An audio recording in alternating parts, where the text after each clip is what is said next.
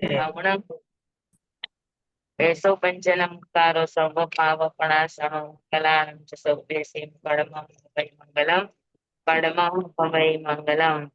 ओम नमो नारायण ओम नमो श्रेयस ओम नमो श्रेय देव्याय ओम नमो गणार्यस ओम नमो बम्बिये लिबिये तीर्थंकरो गणधरो पूर्वधरो श्रुतधरो वाचनाचार्य युग प्रधान आचार्य उपाध्याय साधु साधु भगवंतो जय शासन देव जय शासन माता आप सगळ्यांनी आज्ञा संरक्षण हो आप सर्वांनी आज्ञा हो।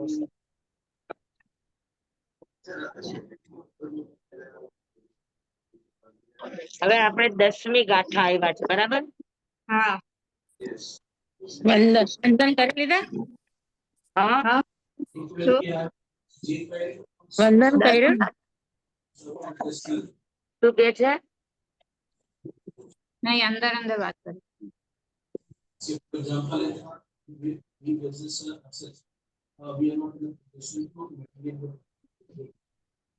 2 દિવસ પહેલા। હા ચાલો આપણે 9મી ગાથા પૂરી થઈ હવે 10મી ગાથામાં આવ્યા।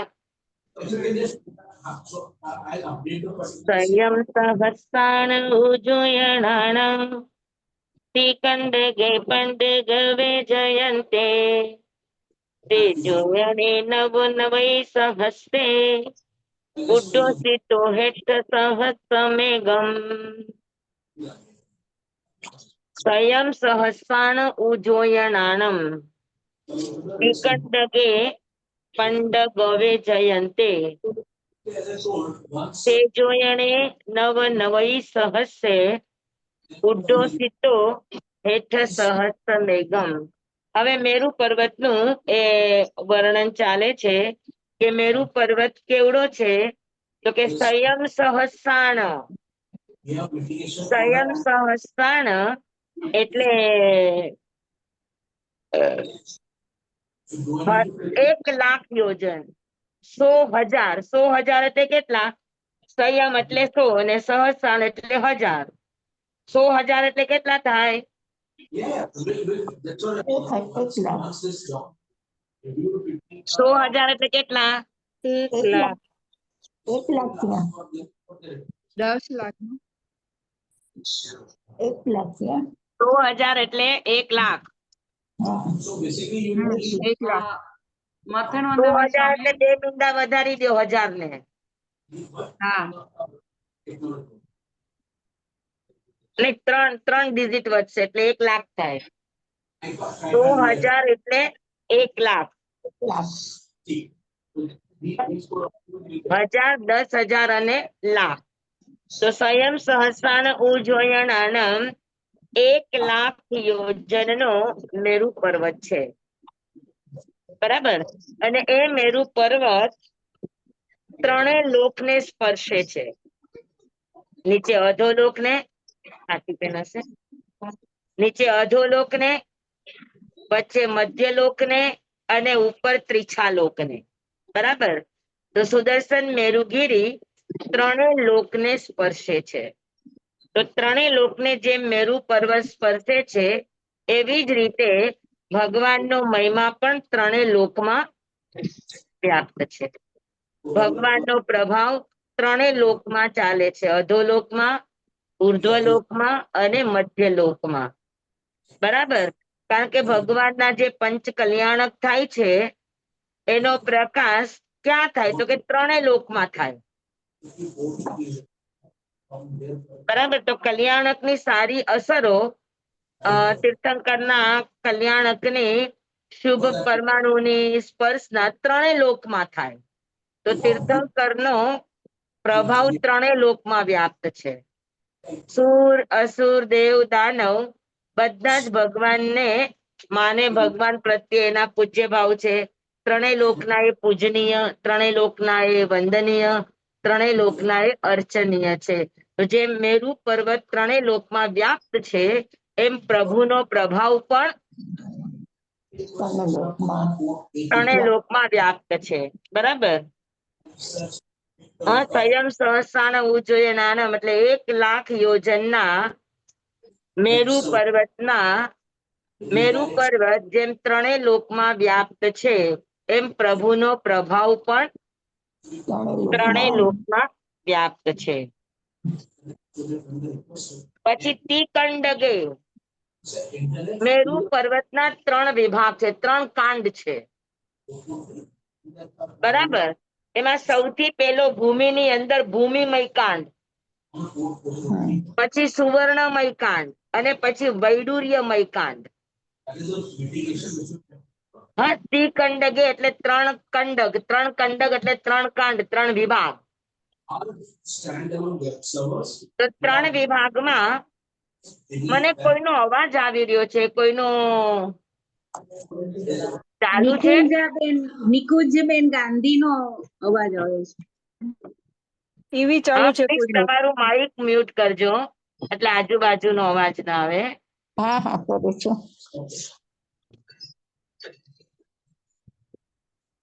તો સમજાણું. તિકંડગે એટલે ભગવાનનો સ્વામી. પ્રભાવ. તિકંડગે ત્રણેય લોકમાં વ્યાપ્ત છે ને બીજું ત્રિકંડગે જેમ મેરુ પર્વતના 3 વિભાગ છે, ભૂમિમય વિભાગ, સુવર્ણમય વિભાગ અને વૈડૂર્ય મણિમય વિભાગ. તો એવી જ રીતે ભગવાનના પણ જીવનના 3 વિભાગ છે, એના આત્માના પરિણામના 3 વિભાગ છે, દર્શન, જ્ઞાન અને ચારિત્ર. સમજાણું બરાબર? તો સાધનાના 3 વિભાગ છે. દર્શન એ ભૂમિ જેવું છે, પાયામાં સમ્યક દર્શન છે તો પછી એના ઉપર જ્ઞાનનું સુવર્ણ ચડે અને જ્ઞાનના સુવર્ણ પછી એના ઉપર ચારિત્રના મણિરત્ન શોભાયમાન બને. કેમ કે જેમ જેમ ચારિત્ર આગળ વધતું જાય તેમ તેમ એની વિતરાગ અવસ્થા આવતી જાય. સમજાણું બરાબર બધાને?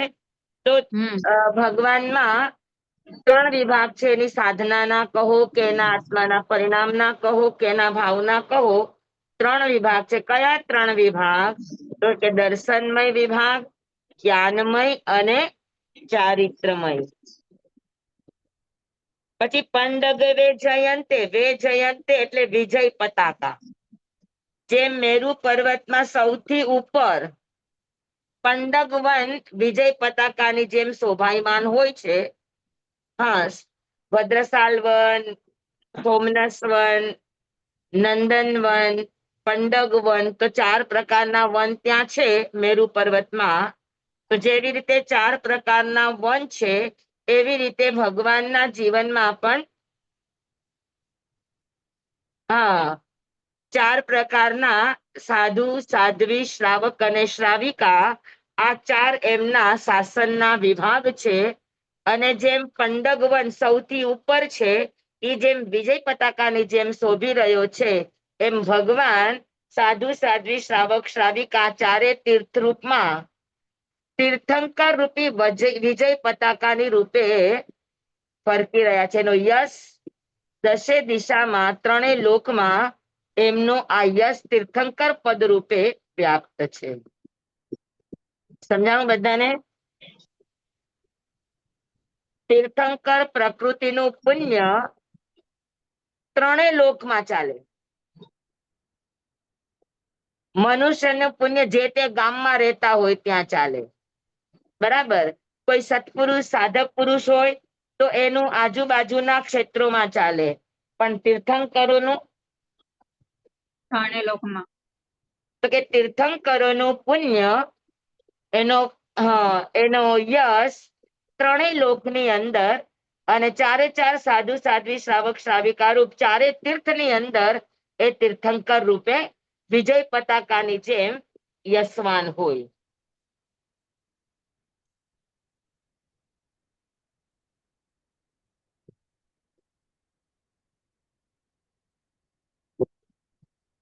તો પંડગ હવે જયંતે સમજાઈ ગયું. પંડગ વન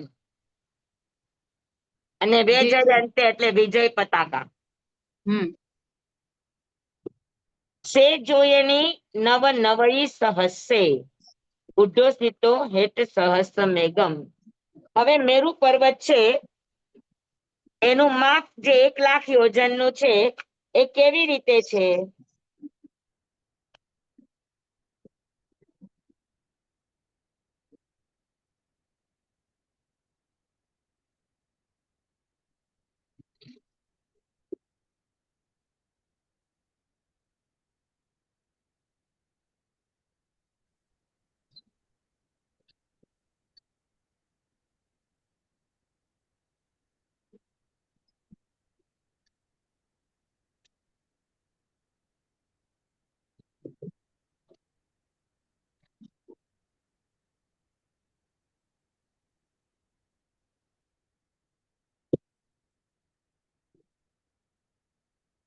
હવે આ એનો ભૂમિમય મેરુ પર્વતનો ભાગ છે.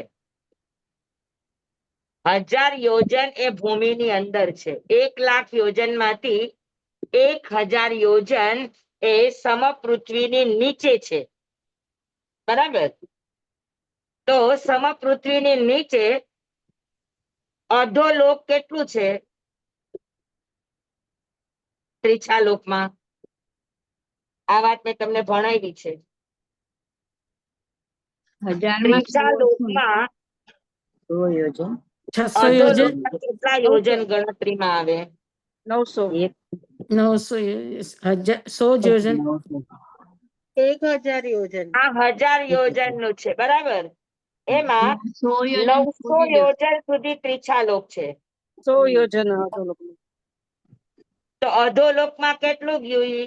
100 યોજન 100 યોજન. બરાબર? તો 100 યોજન ઈ અધોલોકમાં છે. આ 1000 યોજન ભૂમિની અંદર છે. એમાંથી 900 યોજન તો ત્રીછા લોક છે. 100 યોજન અધોલોક છે. બરાબર? તો અધોલોકને પણ અડ્યો છે મેરુ પર્વત. બરાબર? પછી અહીંયાથી 900 યોજન સુધી ત્રીછા લોક છે. ત્યાં પણ અડ્યો છે મેરુ પર્વત. અને એનાથી ઉપર ઉર્ધ્વલોક. બરાબર? તો અહીંયા શું કે છે કે આ એનો ભૂમિમય કાંડ છે. સમજી લ્યો. પછી આ એનો સુવર્ણમય કાંડ છે.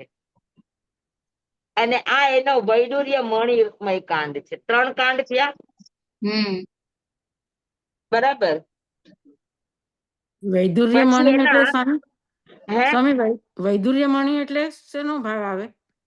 વૈડૂર્ય એક પ્રકારનો રત્નનો પ્રકાર છે, પણ એ વિશિષ્ટ ગુણયુક્ત હોવાથી એને વૈડૂર્ય મણિ કહેવાય. અચ્છા જી. વૈડૂર્ય એક પ્રકારના ડાયમંડ જ હોય. અચ્છા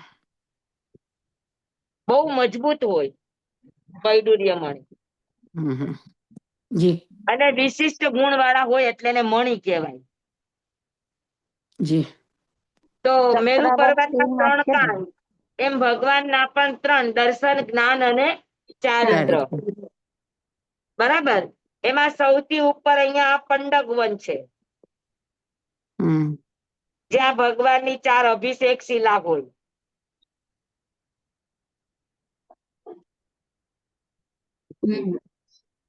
તો આ પંડક વન છે, ઈ એકદમ ઉપરમાં વિજય પતાકાની જેમ ફરકતું હોય.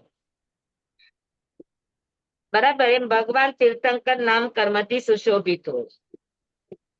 એમાં 4 તીર્થ છે: સાધુ, સાધ્વી, શ્રાવક, શ્રાવિકા. એમ અહીંયા 4 વન છે. નીચે ભદ્રશાલ વન, પછી સોમનસ વન, પછી નંદન વન અને પછી પંડક વન. 4 પ્રકારના વન છે. એમ સાધુ સાધ્વીમાં પ્રભુના તીર્થમાં 4 તીર્થ છે: સાધુ, સાધ્વી, શ્રાવક અને શ્રાવિકા. તો આ 4 તીર્થની અંદર ભગવાન તીર્થંકર પદવીથી સુશોભિત થઈ રહ્યા છે. બરાબર? તીર્થંકર પદવી કોને કહેવાય? પછી આપણે વાત કરીએ. હવે માપ આપ્યું છે, તો ભૂમિની નીચે 1000 યોજન.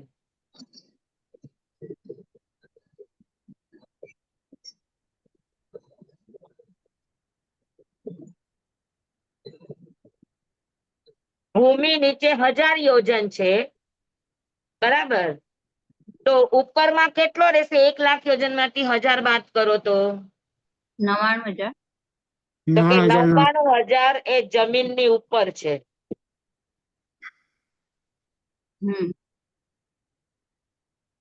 સમજાય કે બધાને? હા, 1000 યોજન જમીનની અંદર અને 99,000 યોજન જમીનની ઉપર. કુલ મળીને આખો મેરુ પર્વત 1,00,000 યોજન નો થાય. સમજાઈ ગઈ આ વાત આટલી? બરાબર? તો આ ગાથાની અંદર આ રીતે મેરુ પર્વતની શરૂઆત કરી કે મેરુ પર્વતનું બાહ્ય સ્ટ્રક્ચર કેવું હોય? હા, તો કે મેરુ પર્વતનું બાહ્ય સ્ટ્રક્ચર 1,00,000 યોજનનું હોય, એમાંથી 1,000 યોજન જમીનમાં છે જે દેખાય નહીં, બાકીના 99,000 એ જમીન ઉપર છે. અને જમીનમાં ઉપરમાં આજુબાજુમાં આખું ભદ્રશાલ વન છે. એનાથી ઉપર જાવ તો સોમનસ વન છે. એનાથી ઉપર જાવ તો નંદન વન છે. એનાથી ઉપર જાવ તો પંડગ વન છે. બરાબર, આ મેરુ પર્વતનું બાહ્ય રૂપ છે. પછી એમાં શું છે તો કે એમાં 3 કાંડ છે, 3 વિભાગ છે. કે નીચેનો ભૂમિમય એ પથ્થરમય વિભાગ છે. પછી દેખાતા 99 યોજનમાં છે ઉપરનો વિભાગ સુવર્ણમય છે. અને સૌથી ઉપરનો જે વિભાગ છે પંડગ વન ને એ બાજુનો, એ આખો વૈડૂર્ય મણિમય છે. સમજાણું? 4 વન, જી 3 સ્વામી. વિભાગ અને 1,00,000 યોજન, આટલું વર્ણન આ ગાથાની અંદર છે. સ્વામી 4 વર્ણમાંથી નીચેના 2 ફરીથી બોલો તો સ્વામી. જો આ જમીન ઉપર, આ હા, ના, જમીન છે ફક્ત શ્રીપુત્ર, હા સમપૃથ્વી. હમ તો આ સમપૃથ્વી ઉપર ભદ્રશાલ વન છે મેરુ પર્વતના. જી. બરાબર. પછી એનાથી ઉપર જાવ તો અહીંયા સોમનસ વન છે. સોમનસ. સોમનસ. અચ્છા.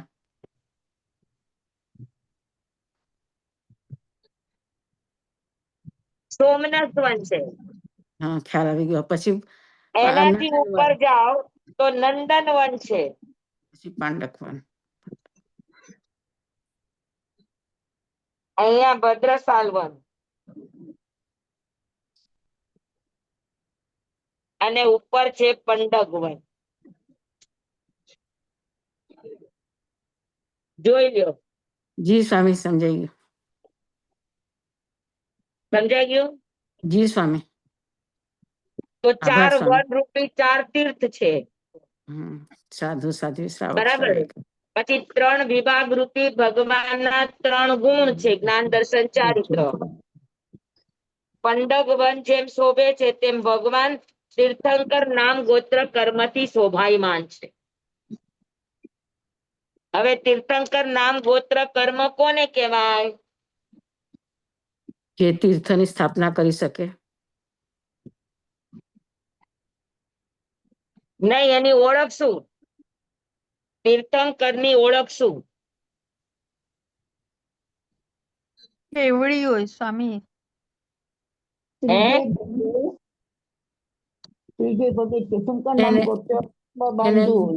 ગણધર તીર્થંકરની ઓળખ શું? ગણધર પણ હોય, તીર્થની સ્થાપના કરી શકે. અને તો કે સૌથી પહેલી તીર્થંકરની ઓળખ છે 5 કલ્યાણક.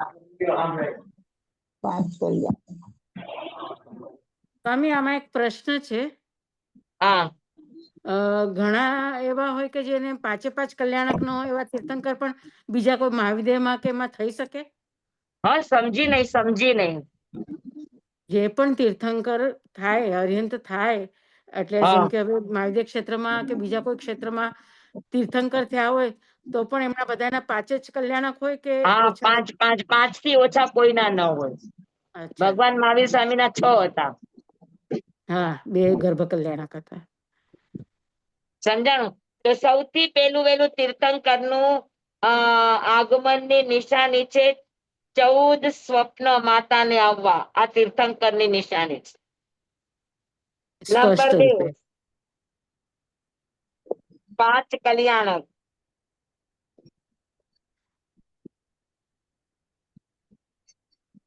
નંબર 3,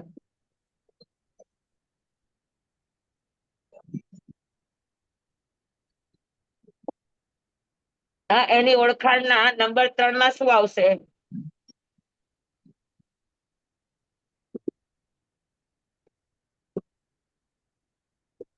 એની ઓળખમાં શું આવશે? તીર્થની સ્થાપના કરે, સમોસરણ રચાય. દીક્ષા પોતે જ ગ્રહણ કરે ને. હા? દીક્ષા પોતે જ ગ્રહણ કરે ને પ્રભુ. સમોસરણ ની રચના થાય. જ્ઞાન. સ્વામી જન્મથી સમોસરણની 3 જ્ઞાન. સ્વામી સમોસરણની રચના કરે. હા, ઈ પછી આવે, આપણે ક્રમથી જાઓ. પછી શું હોય? તો કે જન્મના એને 4 અતિશય હોય. એના કેસ અને નખ રોમરાઈ વધે નહીં. વધે નહીં. એનો પસીનો સુગંધમય હોય. એમનું લોહી દૂધ જેવું મીઠું હોય. 4 થઈ ગયા ને? હા, કેસ વધે નહીં, નખ વધે નહીં. જેનો શ્વાસોશ્વાસ અને પસીનો સુગંધમય હોય, દુર્ગંધમય ન હોય. અને ભગવાનનું લોહી દૂધ જેવું મીઠું હોય. તો આ 4 અતિશય જેના જન્મથી હોય.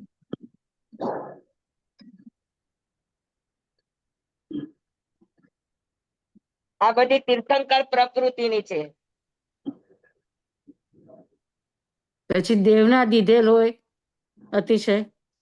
હા, દેવના દીધેલ અતિશય અને હા, એ પછી આવશે આગળ. જન્મથી આ 4 અતિશય. પછી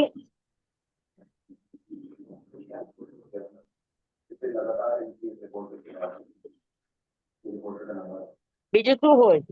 સત્ય વચન.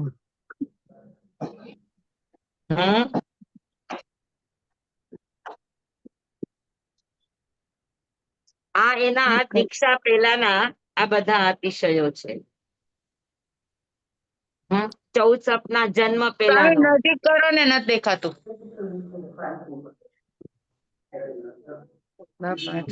દેખાડો.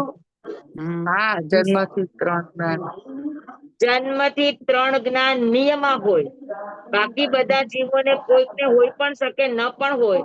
પણ તીર્થંકર નો આત્મા છે તો જન્મથી 3 જ્ઞાન લઈને આવે. તેમાં અવધિ જ્ઞાન આખા લોકનું હોય નિયમમાં. તો આ તીર્થંકર ની વિશેષતા છે. પછી તીર્થંકર ના જન્મથી 4 અતિશય હોય. આ તીર્થંકર ની વિશેષતા છે.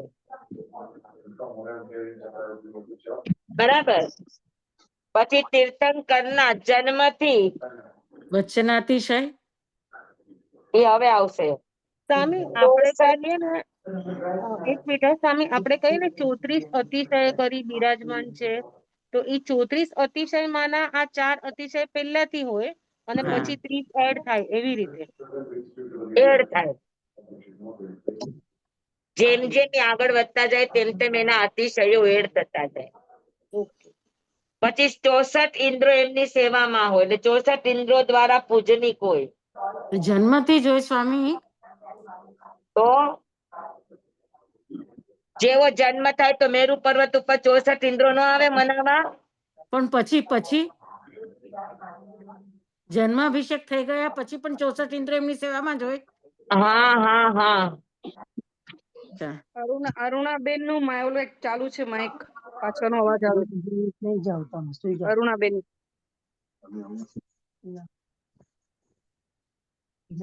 ચાલો હજુ તીર્થંકર ના તમે આપો, મને ઓળખાણ આપો.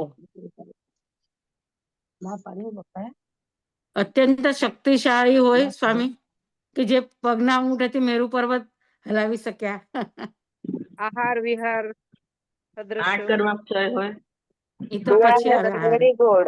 આહાર અને નિહાર અદ્રશ્ય. આ તીર્થંકર નો અતિશય. નિહાર એટલે નિહાર એટલે આપણે જમીને પછી જઈએ ને વોશરૂમ. ઓકે, છેલ્લે જવાનું. એને નિહાર. આહાર એટલે લેવું ને નિહાર એટલે કાઢવું.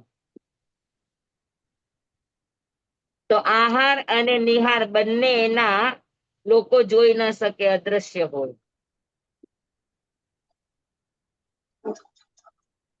એની ગણતરી તમે અતિશયમાં કરી સ્વામી. અતિશયમાં જ છે. હા, એને આ તીર્થંકર ની વિશેષતા છે, અતિશય નથી કેતી. ઓકે. તીર્થંકર નામ ગોત્ર કર્મથી કઈ કઈ વિશેષ અવસ્થાઓ મળે એની ગણતરી કરીએ છીએ. 34 અતિશયની ગણતરી નથી કરતા. સ્વામી, હા, નિહાર અને નિહાર અદ્રશ્ય હોય તો એમની માતાને સંતોષ કેવી રીતે થાય કે બાળકે જમ્યું કે નહીં? જો તીર્થંકર કોઈ દિવસ સ્તનપાન ન કરે, હા માતાનું દૂધ ન પીએ, હા અને હા. ઇન્દ્ર મહારાજા એના અંગૂઠામાં અમૃત રસહરણી નામની એક નસનું વિકૃણા કરે, એટલે અંગૂઠો ચૂસે ને એનાથી જ એનું પેટ ભરાઈ જાય, એમને બાહ્ય દૂધ લેવાની જરૂર ન પડે. તો પણ માતાને એમ નથી થતું કે આ કેમ નથી દૂધ પીતો એમ બાળક? હા, માતાને એમ ન થાય પ્રશ્ન કે આ બાળક કેમ દૂધ નથી પીતો? ના. માતાને ખબર જ હોય ને અને આમ પણ રાજઘરાનાનો એવો નિયમ હતો કે દૂધ માં ન પીવડાવે, દૂધ પીવડાવનારી ધાત્રી હોય, ધાવ માતા હોય. 5 પ્રકારની માતા હોય, એમાં એક માત્રી ક્ષીરધાત્રી કહેવાય.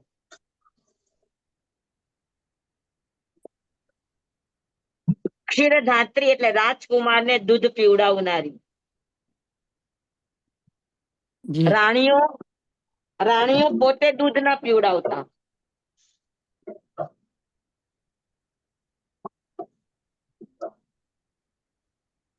સમજાણું? જી સર.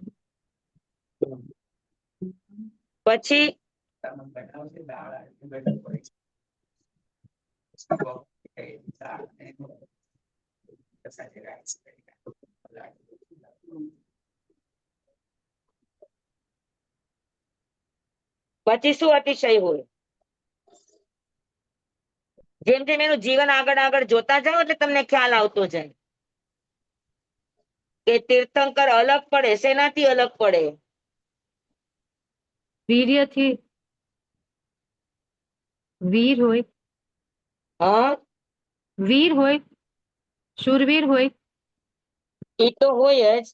એ ભણાવવાની પણ જરૂર ના તીર્થંકર પડે ની ને. વિશેષતામાં એ નો આવે. અને ભણાવે ત્યારે એને બધું જ્ઞાન તો એ પહેલેથી લઈને જ આવ્યા હોય, એટલે આમ સ્કૂલમાં બેસાડે પણ એને ધ્યાનમાં હોય વર્તમાનમાં. સ્વામી સંઘર્ષ એકદમ મજબૂત હોય. એ તો બીજાના પણ હોઈ શકે. પાછળ તીર્થંકરના જ ભામંડળ હોય હોય એવું ને. જરૂરી નથી. નીડર અને શક્તિશાળી. નીડર અને શક્તિશાળી. શક્તિશાળી પણ હોઈ શકે. તીર્થંકર પાછળ એ ભામંડળ હોય. તીર્થંકરની વિશેષતા નથી. તીર્થંકરને સ્કૂલમાં ભણવું ન પડે. હમણાં રેખાબેને કીધું તેમ.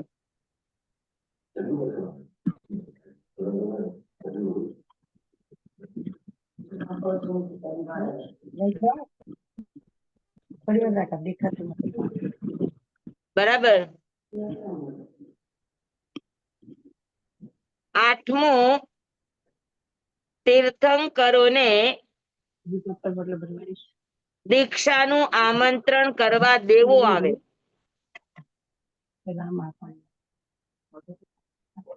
સાતમું હા, શું લખ્યું સ્વામી? તીર્થંકર જન્મથી વૈરાગી હોય,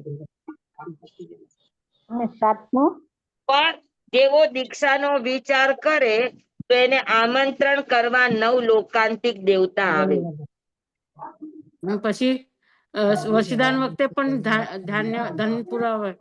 હા, વર્ષિદાન વખતે તીરથ જંબુકદેવ ધન તો મોકલાવે. દેવો દ્વારા આમંત્રણ દીક્ષા માટેનું. અને દેવો દ્વારા ધનની પૂર્તિ. દેવો દ્વારા દીક્ષાનું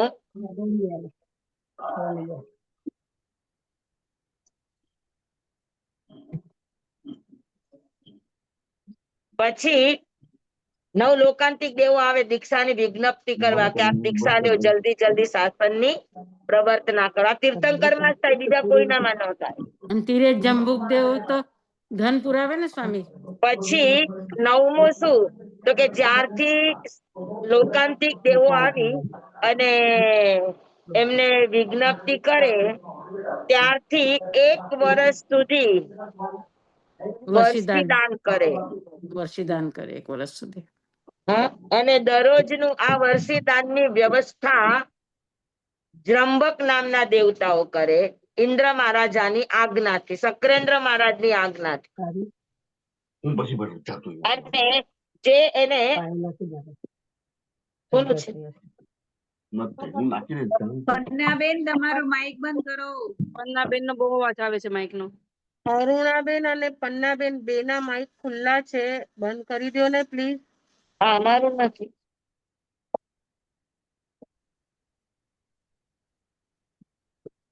સમજાણમાં તીર્થંકર ના બધા અતિશયોની વાત છે. તીર્થંકર સિવાય આ ચીજ કોઈનામાં ન હોય. એક વર્ષ સુધી વર્ષીદાન, અને આ વર્ષીદાન કોઈ પણ બાકાત ન રહે ભવ્યાત્મા, તેની આગળથી દીક્ષાનું આ વર્ષીદાન ગ્રહણ ન કરે. અને આ વ્યવસ્થા દેવો દ્વારા કરવામાં આવી હોય. વર્ષીદાનની વ્યવસ્થા દેવો દ્વારા કરવામાં આવી હોય. બરાબર. પછી 9મો, અનંત સિદ્ધ ભગવાનને નમસ્કાર કરીને સ્વયં દીક્ષા હા, માંગે. સિદ્ધને નમસ્કાર કરી અને સ્વયં દીક્ષા ગ્રહણ કરે. તીર્થંકર કોઈના શિષ્ય બને નહીં. આ તીર્થંકરની વિશેષતા છે. અને જેવી દીક્ષા લે એટલે મન પર્યવ જ્ઞાન ઉત્પન્ન થાય. સ્વયં દીક્ષિત થાય.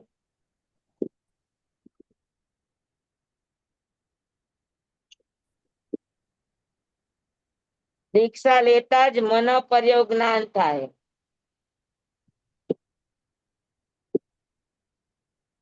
બરાબર. અને દીક્ષા મહોત્સવ કરે ત્યારે દીક્ષા કલ્યાણક વખતે 3 લોકમાં પ્રકાશ થાય. એ તો પંચ કલ્યાણક ની વાત આવી ગઈ એટલે એમાં ઈ આવી જ જાય. બરાબર. અને એનો દીક્ષા મહોત્સવ પણ દેવો દ્વારા કરવામાં આવે. ભગવાન તીર્થંકરના તમામ પ્રસંગો મનુષ્ય તો કરતા જ હોય, પણ એમાં અધિકાંશ ભાગ દેવતાઓ દ્વારા લેવાતો હોય. અને આ દરેક કલ્યાણક વખતે એમ 64 ઇન્દ્રોની હાજરી હોય.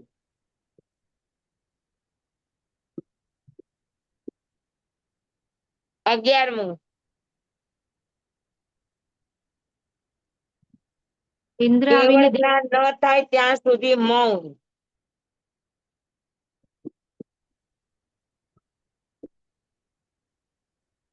કેવળ જ્ઞાન ન થાય ત્યાં સુધી મૌન. અને કેવળ જ્ઞાન થાય પછી સમસરણની રચના. હા.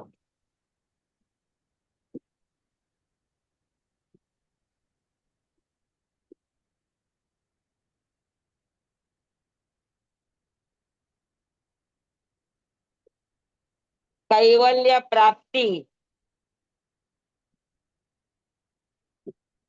દેવો દ્વારા સમોસરણની રચના.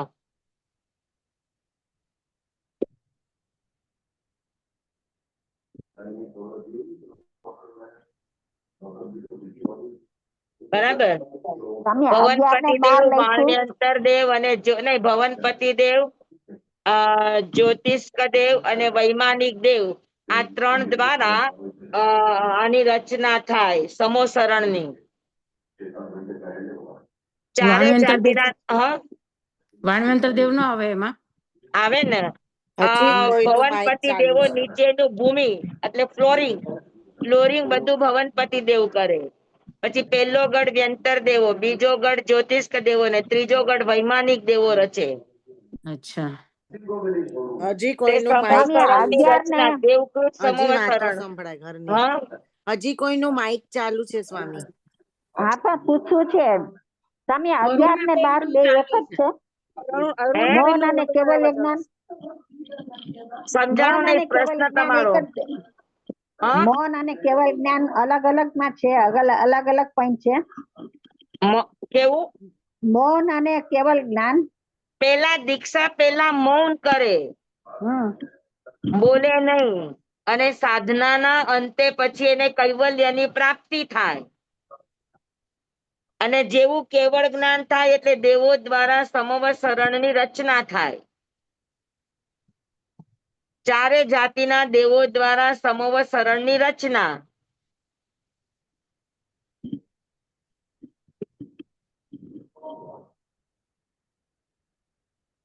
અને સૌથી વિશેષતા તીર્થંકરના અતિશયોમાં અષ્ટ પ્રાતિહાર્ય.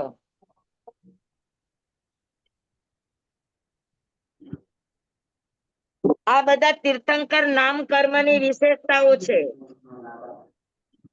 હા, વિજય પતાકાની જેમ સુશોભિત હોય તીર્થંકર નામ કર્મ. જન્મથી લઈને નિર્વાણ પામે ત્યાં સુધી તીર્થંકર નામ કર્મની કઈ કઈ વિશેષતાઓ હોય. હા, બરાબર. અષ્ટપ્રાતિહાર્ય. અષ્ટપ્રાતિહાર્ય ભગવાન તીર્થંકર ને જ હોય, એ સિવાય કોઈને ન હોય. એટલે શું સ્વામી? હા, એટલે શું સ્વામી? અશોક ચક્ર, ભામંડળ. હા, આ પ્રાતિહાર્ય. પ્રાતિહાર્ય નો અર્થ એ છે કે એવી 8 વસ્તુની રચના થાય કે એને જોઈને અને એના કામને જોઈને આખું વિશ્વ અચંબિત થઈ જાય. એકદમ એનું મનનું હરણ થઈ જાય કે પોતે એને આખો સમર્પિત થઈ જાય. એવી 8 વસ્તુ સમોસરણમાં થાય. ભગવાનને કેવળ જ્ઞાન થયા પછી 8 અષ્ટપ્રાતિહાર્ય એની સાથે સાથે રે. એમાં પહેલું છે અશોક વૃક્ષ.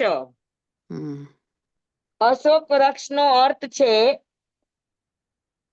કે જેવડું સમોસરણ હોય એવડું અશોક વૃક્ષ છત્ર રૂપે બની જાય. સમોસરણ જેટલું પોળું હોય એ આખા ઉપર અશોક વૃક્ષની છાયા આવી જાય. બરાબર. પછી એ છાયાની નીચે જેટલા લોકો બેસે એના શોક અને સંતાપ બધા તરત જ દૂર થઈ જાય. માણસ એકદમ સ્ટ્રેસલેસ થઈ જાય, એકદમ પ્રસન્નચિત્ત બની જાય. આ અશોકનો પ્રભાવ.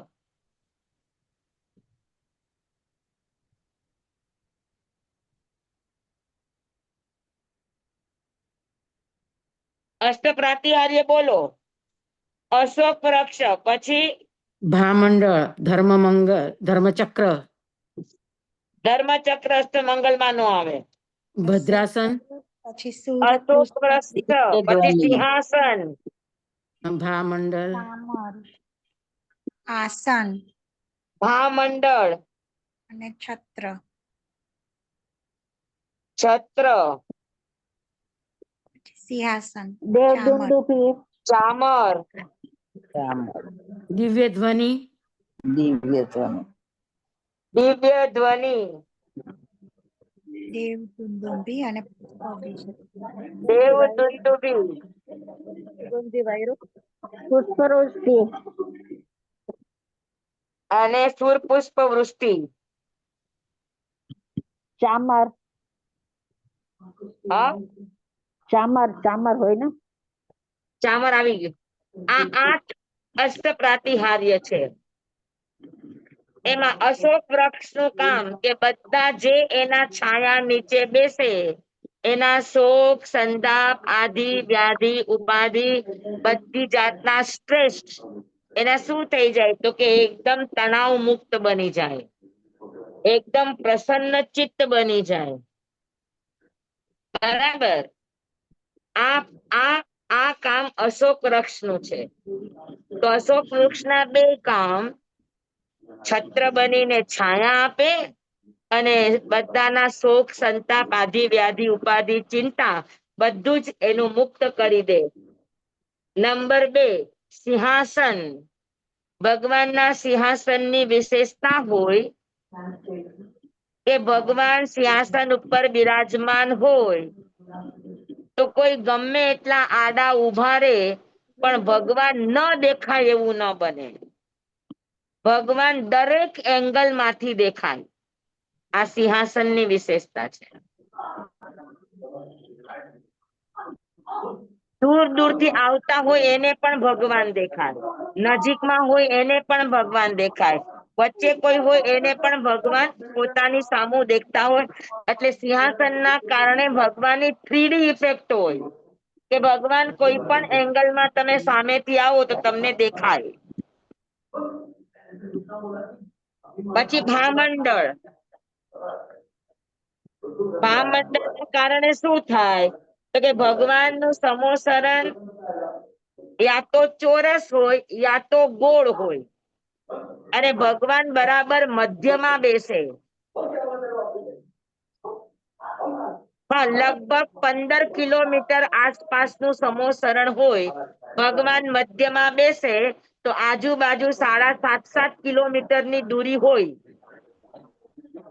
તો 7.5 કિલોમીટર આ બાજુ ને આ બાજુ કુલ 15 કિલોમીટરના કોઈ પણ એરિયામાં માણસ બેઠો હોય તો ભગવાનને એકદમ સ્પષ્ટ રૂપે જોઈ શકે એ સિંહાસનના કારણે, અને ભગવાન ચારે બાજુ દેખાય ભામંડળના કારણે. ભગવાન હોય તો એક જ દિશામાં, પણ હરેક દિશામાં ભગવાનનું પ્રતિબિંબ હોય કે જેના કારણે જોનારને એમ થાય કે ભગવાન જ અમારી સામે છે, એ ભામંડળના કારણે. અને કોઈ ભવ્ય આત્મા ભામંડળ દેખાય નહીં, ભગવાનની ઓરા ભામંડળ એટલે, પણ અગર કોઈ માણસને ભગવાનનું ભામંડળ દેખાઈ ગયું તો એને જાતિ સ્મરણ જ્ઞાન અવશ્ય થાય. આ ભગવાનના ભામંડળના કારણે. સ્વામી, કોઈ માણસને કેવી રીતના દેખાઈ શકે? કોઈ એવા વિશિષ્ટ હોય ને તો એ લેશિયાના પૂતગલ પરમાણુ જોઈ શકતા હોય, એની જી માટે સ્વામી. વિશિષ્ટ વિશુદ્ધિ જોઈએ. અચ્છા, જી સ્વામી, આભાર સ્વામી. પછી છત્ર ભામંડળ બધાને ન દેખાય સ્વામી. ઓરા છે, ઓકે. ઓરા ના દેખાય. હા હા હા. કોઈ વિશિષ્ટ તપસ્વી સાધક હોય તો એ જોઈ શકે. પછી આવે છત્ર. છત્ર એટલે શું તો કે છત્ર ભગવાનની ઉપર 3 હોય અને એના ઉપર પાછા 3 છત્ર હોય.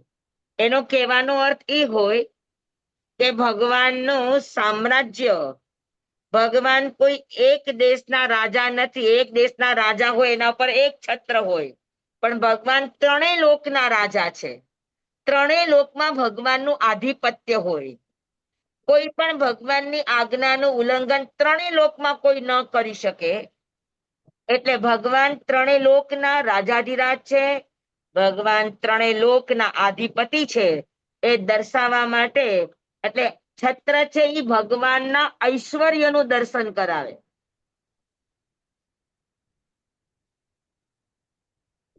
બરાબર. તો 6 શેના માટે સ્વામી? બીજા 3 શેના માટે હજી? 3 લોકનું, દરેક 4 ચૌમુખ ભગવાન હોય સમોસરણમાં, તો ચારેની ઉપર 3 છત્રના પ્રતિબિંબ થાય. ના, અને તમે કીધું ને. પછી ચારેની ઉપર 3 છત્ર. હા, ઈ શેના માટે? સામૂહિક રૂપે 3 છત્ર એટલે બધાને દેખાય. એના ઐશ્વર્ય માટે જ હોય કે તમે જેની પાસે આવ્યા છો એ વ્યક્તિ સામાન્ય નથી. અષ્ટ પ્રાતિહાર્ય મિથ્યાત્વી જીવોને પ્રભાવિત કરવા માટે હોય. સામાન્ય જીવો જેને આવા ચમત્કારો ને એવું બધું ગમતું હોય ને એની માટે છે.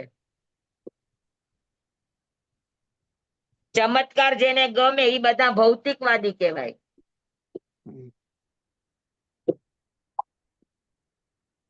પછી ચામર. ચામર છે એ 2 નું પ્રતીક છે. એક તો ચામર એ એનું આધિપત્યનું પણ પ્રતીક છે, અને ચામર 32 જોડા વિંજાય તો એક પ્રવાહ લાગે, પ્રવાહ. તેનો અર્થ એ છે કે ભગવાનના શ્રી મુખેથી નીકળતી વાણી ચામરની જેમ એકદમ શ્વેત હોય, એકદમ નિર્મળ હોય, કલંક રહિત હોય, સ્પષ્ટ હોય. તો ભગવાનની વાણી આમ અજસ્ર ધારાએ વહે, અટકે નહીં વચ્ચે, વિચારવું પડે નહીં, એટલે એની ધારા અસ્ખલિત હોય. તો ચામર છે એ આધિપત્ય માટે પણ છે અને ભગવાનનું વાણીની અખંડિતતા માટેનું પણ પ્રતીક છે.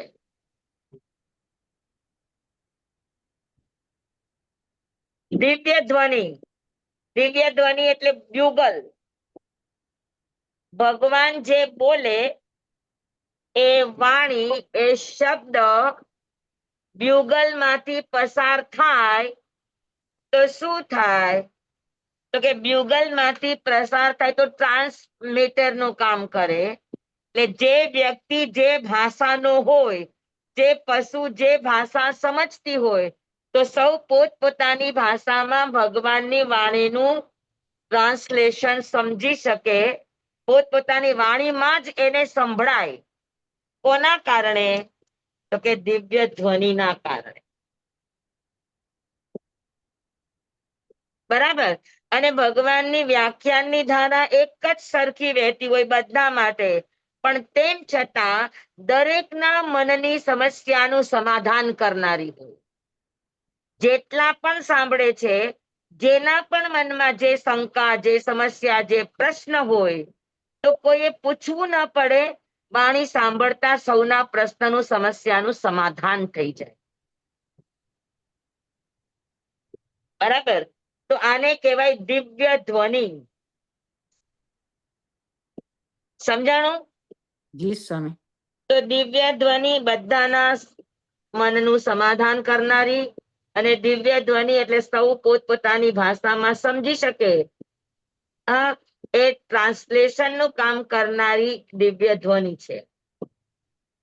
પછી દેવ દુંદુભી. દેવ દુંદુભી ના બે કામ છે. એક કામ છે અનાઉન્સમેન્ટ કરવાનું. એ અનાઉન્સમેન્ટ શું કરે? તો કે આજુબાજુમાં રહેનારા તમામને સંદેશો આપે કે ભગવાનની વાણી, ભગવાનનું પ્રવચન છે, બધાને તારે છે, સૌ કોઈ આવો આવો આવો એ આમંત્રિત કરે.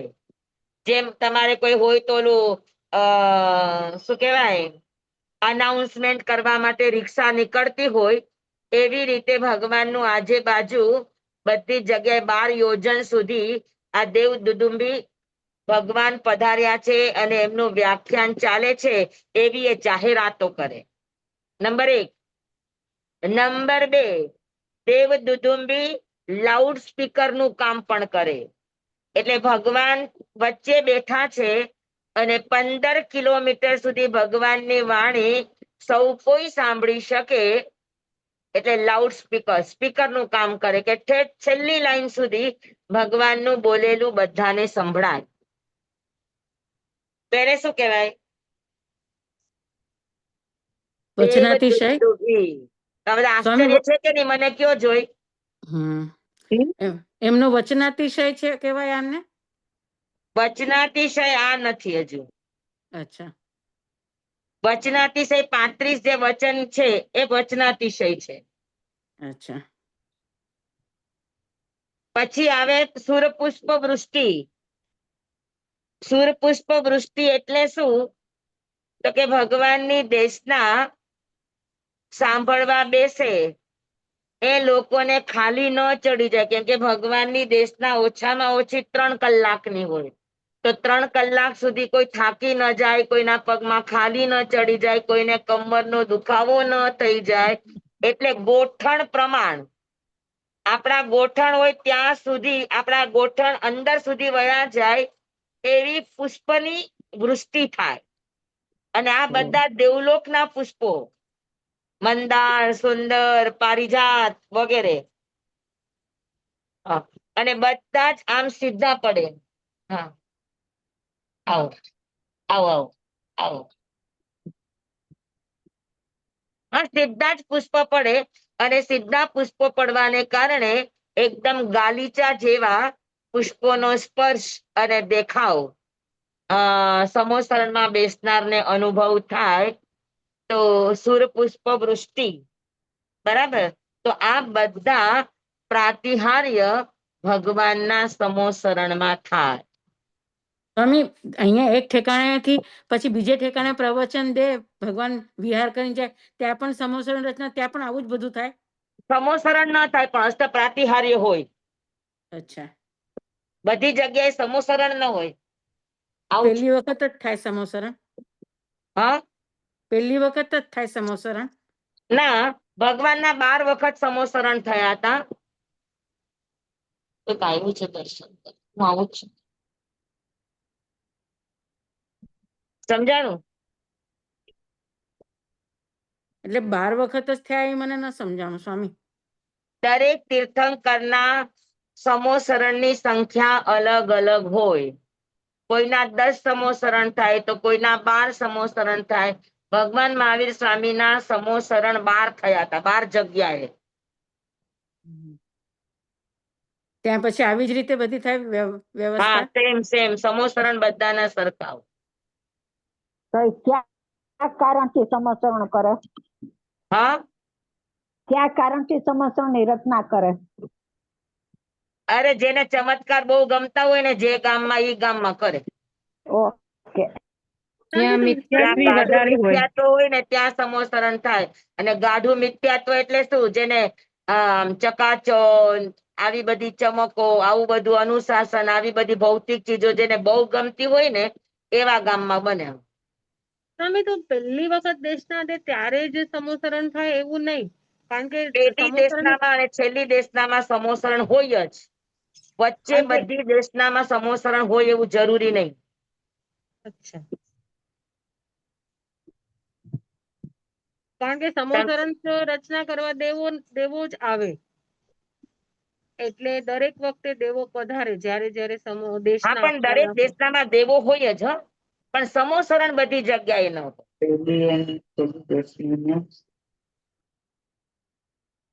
ભલે આજે આટલું રાખીએ.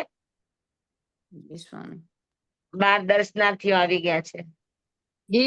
બહુ સરસ સમજાવ્યું અષ્ટપ્રતિહારે. આવું સમજણમાં વાંચ્યું છે, પણ આવી સમજણ વાળું તો નથી જ વાંચ્યું. સાચી તો આ વાત. બધા તીર્થંકર નામ કર્મના પ્રભાવો કહેવાય. સ્વામી બહુ સરસ સમજાવો છો. તો પ્રભાવ હજુ પણ ઘણી બધી વાતો છે, હવે અવસરે લેશું. તો સ્વામી, ઘણું નવું નવું પ્રભાવમાં જાણવા મળે છે. પ્રભાવમાં આપણે 13 સુધી કર્યું, હજી આગળ છે? આગળ હજુ ઘણું છે. અચ્છા, આગળ ઘણું છે, પણ અવસરે લેશું આપણે. ભલે. આપનો ખૂબ ખૂબ આભાર. આજે મારે અડધો કલાક જ પાઠ લેવો તો એની જગ્યાએ 1.5 કલાક થઈ ગયો. સ્વામી આપનો ખૂબ ખૂબ આભાર સ્વામી. હા, જમવાયદમ બચ્ચામિનમ હિનખરમ ચખરમ પયાહિનમ વિનયહિનમ જોગહિનમ કોસહિનમ સુટુદિનમ દુઠુ પડી છે. કાલે કહો સજાઓ, કાલે ન કહો સજાઓ. અસજ્જાય સજ્જાયમ, સજ્જાય ન સજ્જાયમ. ભણતા ગણતા ચિંતવતા વિચારતા, સુણતા સાંભળતા જ્ઞાનીઓના અનંત અનંત ભાવો છે, અનંત અનંત પર્યવો છે, અનંત અનંત ગમા છે, અનંત અનંત નય છે, અનંત અનંત નિક્ષેપ છે, અનંત અનંત રહસ્ય છે, અનંત અનંત ખુલાસાઓ છે. આમાંથી મંડળ કોક આવ્યું છે. આમાંથી કોઈ પણ પાપ દોષ લાગ્યો હોય અને સ્ખલના લાગી હોય તો અર્યાસિત કેવડી ગુરુ ભગવાન આપની સાક્ષીએ, આત્મા પરમાત્માની સાક્ષીએ તસ્મિચ્છામિ દુક્કડમ તમેવ સત્યમ નિસંકમ જમ જીણેહિ પવેયમ સેવમ ભંતે સેવમ ભંતે સેવમ ભંતે તિબ્બેમી. નમો રિહંતાણં, નમો સિદ્ધાણં, નમો આયર્યાણં, નમો વસાયાણં, નમો લોય સૌ વસાહુણં. ગુરુદેવની આજ્ઞા શ્રી શ્રી ચતારી મંગલમ, અરિહંતા મંગલમ, સિદ્ધા મંગલમ, સાહુ મંગલમ, કેવલી પનત્વ ધમો મંગલમ. ચતારી લોગુતમા, અરિહંતા લોગુતમા, સિદ્ધા લોગુતમા, સાહુ લોગુતમા, કેવલી પનત્વ ધમો લોગુતમો. ચતારી શરણં પવજ્જામિ, અરિહંતે શરણં પવજ્જામિ, સિદ્ધે શરણં પવજ્જામિ, સાહુ શરણં પવજ્જામિ, કેવલી પનત્તં ધમ્મં શરણં પવજ્જામિ. 4 શરણા 4 મંગલ 4 ઉત્તમ કરે જે નર ભવસાગરમાં ન બુડે તે હ. સકલ કર્મનો આણે અંત, મોક્ષ તણા સુખ લહે અનંત. ભાવ ધરીને જે ગુણ ગાય તે જીવ તરીને મોક્ષે જાય. સંસાર માહી શરણાચાર, અવર શરણ નહીં કોઈ. જે નર નારી આદરે અક્ષય વિચલ પદવી હોય. અંગૂઠે અમૃત વસે લબ્ધિ તણા ભંડાર. શ્રી ગુરુ ગૌતમ સ્વામીજી ભગવાન ને સમરીએ તો સદાય મનવાંચિત ફલદાતાર, સદાય મનવાંચિત ફલદાતાર. બોલો ભગવાન મહાવીર સ્વામી કી જય. પૂજ્ય ગુરુદેવ કી ગુરુ મહારાજ કી જય. સ્વામી કાલે ચાલો. સવારે ત્યાં તત્વાર્થ ખૂબ ખૂબ સત્સંગ. ધન્યવાદ. કાલે સવારે છે ને તત્વાર્થ. હા જી સ્વામી. ધન્યવાદ. ભલે ધન્યવાદ બધાને સ્વામી. ખૂબ ખૂબ ધન્યવાદ. ખૂબ ખૂબ આભાર સ્વામી. શાંતા બિરાજો સ્વામી. ખૂબ આભાર. ધન્યવાદ. શાંતામાં રહેજો સ્વામી. Thank you. કાલે સવારે બધા 7:30 જોડાજો. તત્વાર્થ સૂત્ર. સૂત્રમાં